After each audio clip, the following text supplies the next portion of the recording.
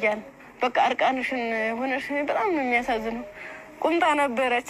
ቁምጣዬን ደግሞ ያላስለብሰኝ ያለ ቁስሉ ማለት ነው። እንዲህ ክፍቱን አድርጌ ልብሴን ግን ሙሉ ቃኔ ለእሷ ለበስኳት። የለበስኳት አንድ ቀሚስ ነበር እና ቁምጣ ከስር ለብሼ ነበር የለበስኳት ልብስ።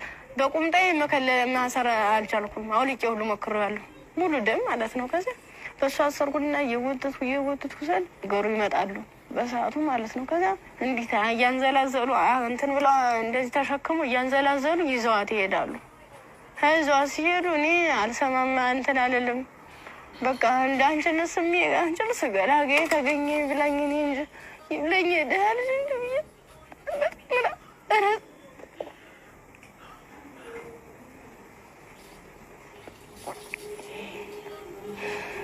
ይብላኝ እኔ እንጂ ብዬ ያርጉኝ። ከዚያ ያርጉኝ አላውቀውም። ሀገሩን እንዳልጠይቅ ምኑን ልጠይቃቸው በቃ ውስጥ የተጨነቀው ሁሉ መጨረሻ ላይ ጫካውን ስጨርስ ከተማ አገኘሁ። ከዚያ አባቴ እኔ የምልህ ዩኒቨርሲቲ ተማሪ ነበርኩኝ እና ልብሴን አጋጣሚ ልብስ ለብሼ ሂጅ ሌባ ወስዶብኝ ነው። እስኪ እባክህ ግዛልኝ አልኩ። ስለው 50 ብር የሚል ስናገኝ ከእሱ ላይ 50 ብር ከፍሎ ልክ አንድ ዝም ብሎ ጥቁር በጥቁር አይነት ነገር ነው። እሷን አለበሰኝ እና በቃ ልጅሽ ብሎ ዩኒቨርሲቲ ሲሄድ ቀጥታ ዳይሬክተሩ ቢሮ ነው የገባሁት። ከዚያ ቀጥታ ዳይሬክተሩ ቢሮ ስገባ ምንድን ነው ሙሉ ነገሩን ካየ በኋላ ሕክምና ውስጥ እንደገባ ማህፀኔ እንዲታሸግ ከአንገት በላይ ያለውም እንዲታሸግ ተደረገልኝ። አሳሸገኝ እያለ በቃ ሰለቹኝ ማለት ቁስሉም ሊድን አልቻለም። እነሱም ከአቅማቸው በላይ ሆነ። እኔ አማራጭ ምንድነው ዩኒቨርሲቲ ትምህርት ቤቱ ፊት ለፊት መለመን ጀመርኩኝ።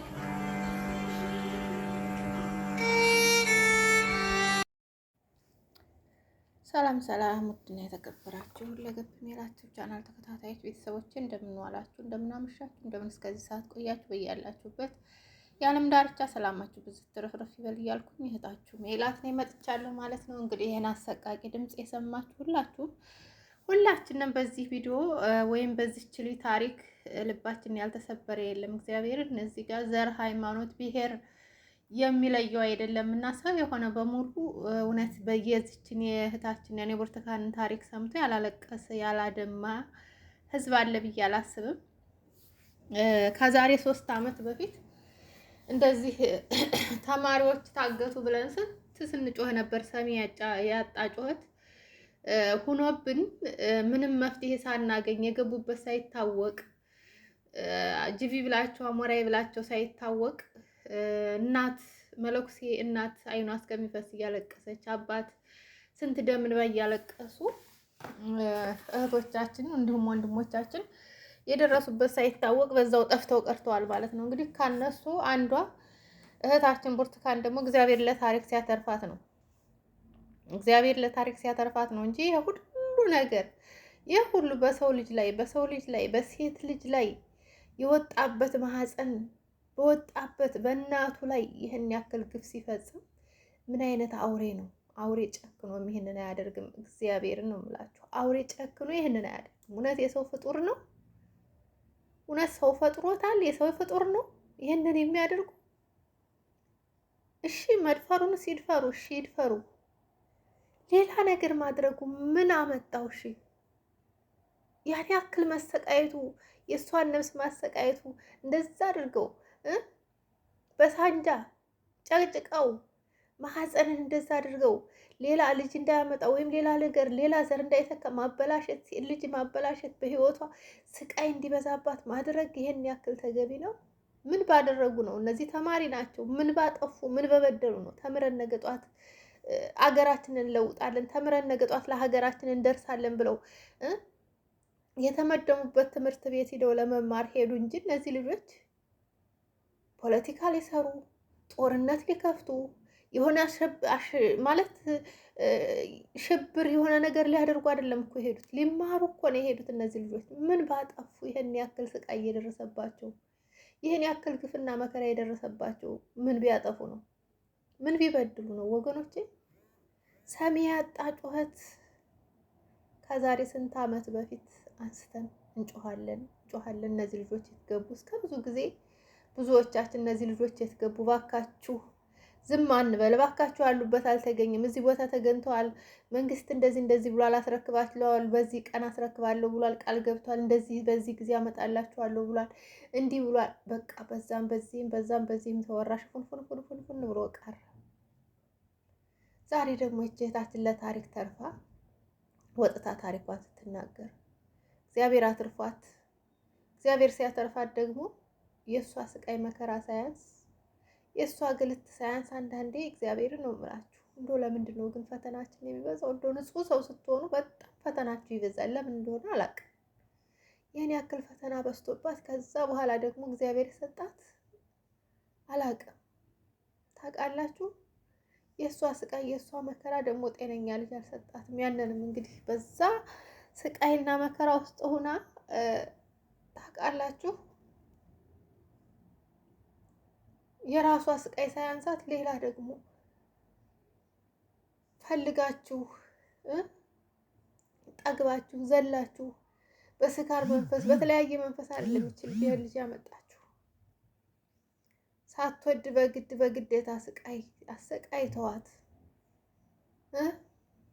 ግን ለታሪክ ተረፊ ስላተርፋ ደግሞ ጤነኛ ልጅ እንኳን ይዛ እንዳትንቀሳቀስ እግዚአብሔር እንግዲህ የሰጣት ልጅ አይታችኋልና፣ እውነት በዚች ልጅ ልቡ ያልተሰበረ ሰው አለ? ግን እውነትም እንደው እንደነሱ አይነት ሰው አውሬ ካልሆነ በስተቀር በዚች ልጅ ልቡ ያልተሰበረ የለም።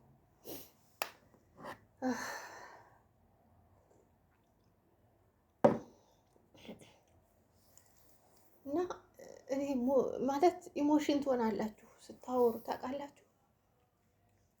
ኢሞሽን ትሆናላችሁ። የሆነ በቃ አለ አይደል? እኔ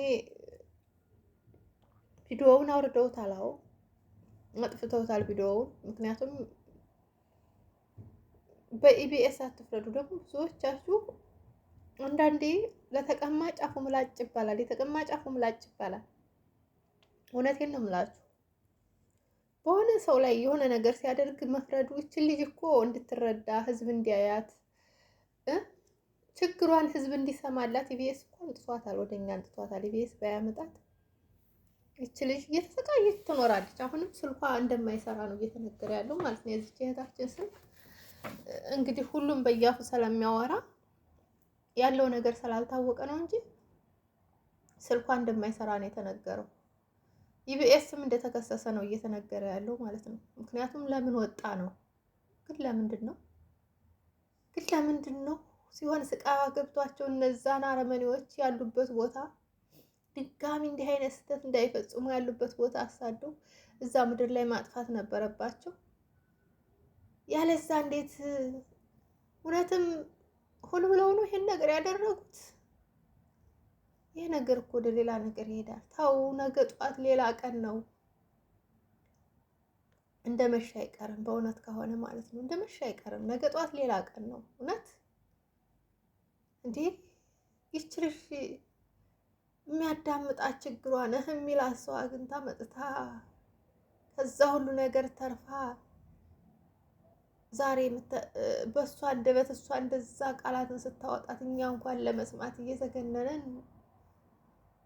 ለምን ይሄ ነገር ወደ ሚዲያ ወጣ ተብሎ እውነትም ተከሶ ከሆነ ስህተት ነው። ይሄን ያ የጠፋው ጥፋት ሳያንስ ማለት ነው። ያ ሁሉ እነዛ ሁሉ ተማሪዎች የወደቁበት የደረሱበት ሳይታወቅ የዛ ሁሉ ነገር ተዳፍኖ ቀርቶ እያለ ድጋሚ ሌላ እሳት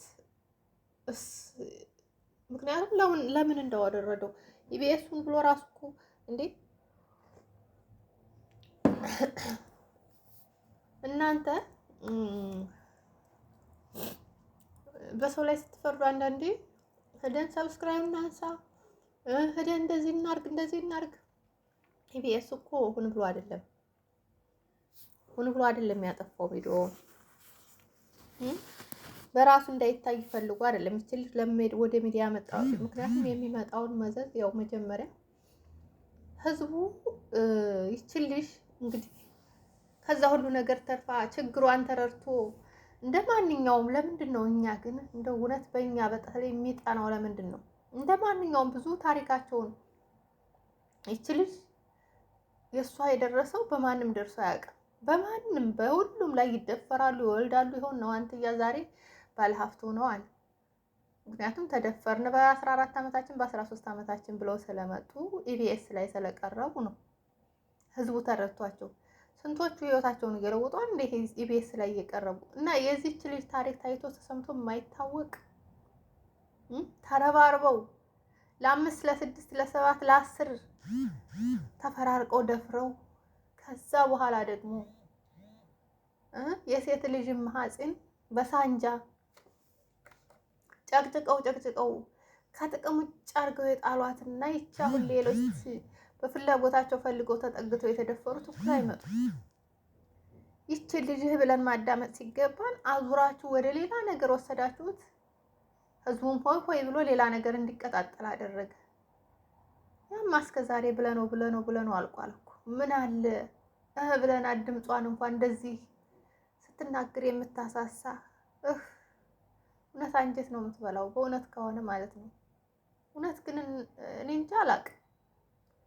አሁንም የራሳችሁን ፖለቲካ የምታራምዱ ትኖራላችሁ። ይቺ ልጅ ሰሚ አግኝታ ብለዋት እንኳን ቢያንስ እንኳን ካለችበት ቀና ብላ ልጇም ታክሞ ሊድን ይችላል፣ እሷም ታክማ ልትድን ትችላለች። የመድኃኒት አይነት እየወሰደች እንደዛ እንድታገግም መርዳት። ሌላውም ደግሞ ቀስ በቀስ ሁሉም በሂደት ይሆንበታል። የሆነ ነገር ሲታይ በትኩሱ ሆይ ይባልና ሌላ ነገር ጋር ይያያዛል።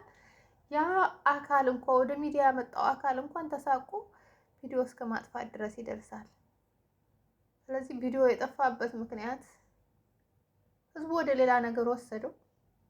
የሚዲያ ሰው እንደመሆናቸው በሚዲያ እንደሚሰሩ ሁሉ ኢቢኤስ ቴሌቪዥን ደግሞ ይሄን ነገር አላቅም እንደምላችሁ። ምክንያቱም ችግር ነው። በማን ይፈረዳል? እስኪ አሁን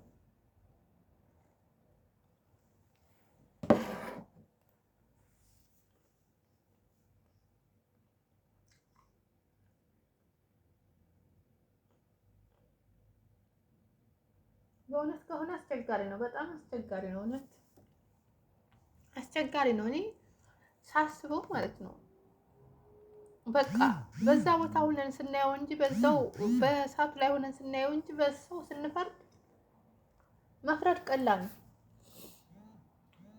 ያለበት ሁኔታ ይወስነዋል። ብዙ ችግር ላይ እናት ሀገራችን ላይ ተጠምዳ ያለችው በብዙ ችግር ነው ተጠምዳ ያለችው። የሆነ ነገር ብዙ የተለያየ ነገር ወደ ሚዲያ ለምን ከላይ አይጮህም፣ ለምን ከላይ እንደዚህ አይልም፣ ለምን ከላይ እንዲህ አይደለም ወይ፣ ለምን ከላይ እያልን ስንፈርድ የሚመጣበትን መዘዝ ስለማናቅ ነው። እውነት ብቻ ከባድ ነው። ምን እንደምላችሁ አላውቅም። እኔ በጣም ውስጤን ነው የነካችሁ። መፈጠር እስከሚያስጠላኝ ድረስ ሰው ሁኔ እንዴ ለካ ከነዚህ ጋር ነው የምንኖረው ነው ያልኩት። ኢትዮጵያ እንዲህ አይነት አውሬ ባለበት አካባቢ ነው በቃ ኢትዮጵያ ባለበት ምድር ነው የምንኖረው ነው ያልኩት። በቃ በስመ አብ ወልድ ሰው የሆኑ ግን እነዛ ሰዎች እንደዚህ ያደረጉት ሰው የሆኑ ስንቶቹ እኮ ሞተዋል አለች፣ ገለዋቸዋል። ሬሳ ወድቆ ብላለች እኮ ምን ባደረጉ? ለምን ደፍረው አልተዋቸውም? መድፈር ነው የፈለጉት። ለምን ደፍረው አልተዋቸውም? ነገ ጧት ተነስተው ሚስጥራቸው እንዳያወጡባቸው፣ ነገ ጧት ተነስተው ያደረጉትን ነገር እንዳይናገሩባቸው እንደፈለጉ ከተጫወቱባቸው በኋላ ጭቅጭቀው ህይወታቸውን እንዲያልፍም አድርገዋቸዋል። ብዙዎቹን ማለት ነው። ሰሚ ያጣ ጩኸት እግዚአብሔር ነው የምላችሁ። ሰሚ ያጣ ጩኸት ጩኸን አቤት የሚለን ሰው ስናጣ ሁላችንም ዝም አለን። ዝም ማለት የማይገባን ዝም አለን። ማድሸስ ማአብ እኔ ብቻ አላውቅም። እኛ እንደዚህ በሚዲያ አይተን ኢሞሽን የሆነ መናገር ማውራት ያቃተን ማየት ያቃተን ማለት እዛ ቦታው ላይ እዛ ላይ የደረሰባት ይችላል። በምን ሁኔታ አልፈው ይሆን? ወይኔ በስመ አብ በምን ሁኔታ አልፈው ይሆን? 6 ቀን ሙሉ ራሷን አታውቅም። ከ6 ቀን በኋላ ስትነቃ ግን አውሬም አልበላት። ታውቃላችሁ፣ አውሬም አልበላት። አቤት ጌታ ሆይ ግን ስንቱን ያሰማናል እግዚአብሔርን። በስመ አብ ወልድ። ሰው ካኖረ ስንት ነገር ያያል፣ ስንት ነገር ይሰማል። ያላየነው ነገር አለ፣ ያልሰማነው ነገር አለ፣ ያልተደረገ ነገር አለ። የቀረ ነገር እኮ የለም። እግዚአብሔርን አንደኛችንን በቃ ወደ አውሬ መቀየር ብቻ ነው ያውቃል። ሰው እንስሳም የራሱ የሆነ እንትን አለው። ሰው ሆኖ እየተጠራ ነው፣ ግን ከሰውነት ያነሰ ነው። በቃ አላውቅም። በኢትዮጵያ ምድር ላይ እንደዚህ ምን ያክል እኔ እንጃ። የደም ጥማት ቢኖርባቸው ነው እንጂ እውነትም የሴት ፍላጎት ኖሯቸው ሴቶቹን ለመድፈር አይደለም። ወንዶቹን ሁላ ይዘው ሂደዋል ነው። ወንዶቹ ሁላ ያሉበት ጠፍተዋል ነው። አንድ ተዛችን ባለፈውን ኢንተርቪው እያወጡት ነበር ዛሬ። እኔ እንደምንም ብያመለጥኩ ወንድሜ እንሂድ ስለው እመጣለሁ በበረሃ አድርጌ እደርስብሻለሁ ይጃለኝ። ከዛ በኋላ ግን ከስንት ቀን በኋላ እንደታገተ ሰማሁኝ አለች። ወንዶቹም ሳይቀሩ ነው ያገቷቸው። ምን ፈልገው ምን ሊያደርጓቸው? እንደዛ ገድለው ስጋቸውን እውነት እየበላችሁ ነው እንዴ? በስመ አብ ወልድ። እንደዛ አሰቃይተው እውነትስ እንደው እነዚህ ሰዎች አንሞትም ነው የሚሉት? እድሜ ልካቸውን ነው የሚኖሩት? ሰው እኮ ነን እንዴ? ከአፈር ነው የተፈጠርነው። ተመልሰን ወደ አፈር እንሆናለን፣ እንሞታለን እኮ ነገ ጠዋት ሁላችንም። ይቺ የምንለፈልፍባት አንደበት እኮ ትታሰራለች። ማንም እኮ እዚች ምድር ላይ እድሜ ልኩ ማለት ኑሮ ነው የሚኖር የለም። ምናልባት የመጥፎ ቦታ ስለሌለው እግዚአብሔር መጥፎ ሰው ስትሆኑ እድሜያችሁ ረጅም ሊሆን ይችላል። እንደው በዛ ቢባል እስከ 80 ዓመት እስከ 85 ዓመት፣ ከዛ በላይ እድሜ የለውም። በተለይ አሁን የትውልድ ለዚች ነገ ጧት ጥለናት ለምንሄደው ዓለም ነገ ጧት ጥለናት ለምንሄደው ምድር ይህን ያክል ስቃያችንና መከራችን እርስ በርስ ተባልተን እርስ በርስ ተጋድለን እርስ በርስ ተጨራርሰን እስከ መቼ ይሆን? እኔ እንጃ አላውቅም። መቼ ይሆን በወቅቶት ኢትዮጵያ ሰላም ሆና እንደሌላው ሀገር ማለት ነው፣ ሕጓ ተከብሮ እንደሌላው ሀገር በስርዓቱ